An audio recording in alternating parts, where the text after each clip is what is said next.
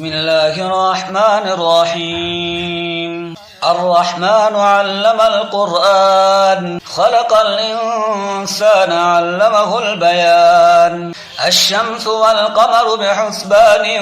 والنجم والشجر يسجدان والسماء رفعها ووضع الميزان ألا تطغوا في الميزان وأقيموا الوزن بالقسط ولا تخسروا الميزان والأرض وضعها للأنام فيها فاكهة والنخل ذات الأكمام والحب ذو العصف والريحان فبأي آلاء ربكما تكذبان خلق الإنسان من صلصال كالفخار وخلق الجان من مارج من نار فبأي آلاء ربكما تكذبان رب المشرقين ورب المغربين فبأي آلاء ربكما تكذبان مرج البحرين يلتقيان بينهما برزخ لا يبغيان فبأي آلاء ربكما تكذبان يخرج منهما اللؤلؤ والمرجان فبأي آلاء ربكما تكذبان وله الجوار المنشآت في البحر كالأعلام فبأي آلاء ربكما تكذبان كل من عليها فان ويبقى وجه ربك ذو الجلال والإكرام فبأي آلاء ربكما تكذبان يسأله من في السماوات والأرض كل يوم هو في شأن فبأي آلاء ربكما تكذبان سنفرغ لكم أيها الثقلان فبأي آلاء ربكما تكذبان يا معشر الجن والإنس إن استطعتم أن تنفذوا من أقطار السماوات والأرض فانفذوا لا تنفذون إلا بسلطان فبأي آلاء ربكما تكذبان يرسل عليكما شواظ من نار ونحاس فلا تنتصران فبأي آلاء ربكما تكذبان فإذا انشقت السماء فكانت وردة كالدهان فبأي آلاء ربكما تكذبان فيومئذ لا يسأل عن ذنبه إنس ولا جان فبأي آلاء ربكما تكذبان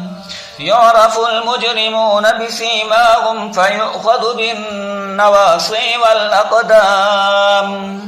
فبأي آلاء ربكما تكذبان هذه جهنم التي يكذب بها المجرمون يطوفون بينها وبين حميم آن فبأي آلاء ربكما تكذبان ولمن خاف مقام ربه جنتان فبأي آلاء ربكما تكذبان ذواتا أفنان فبأي آلاء ربكما تكذبان فيهما عينان تجريان فبأي آلاء ربكما تكذبان فيهما من كل فاكهة زوجان فبأي آلاء ربكما تكذبان متكئين على فرش بطائنها من استبرق وجنى الجنتين دان فبأي آلاء ربكما تكذبان فيهن قاصرات الطرف لم يطمثهن إنس قبلهم ولا جان فبأي آلاء ربكما تكذبان كأنهن الياقوت والمرجان فبأي آلاء ربكما تكذبان هل جزاء الإحسان إلا الإحسان فبأي آلاء ربكما تكذبان ومن دونهما جنتان فبأي آلاء ربكما تكذبان مدهامتان فبأي آلاء ربكما تكذبان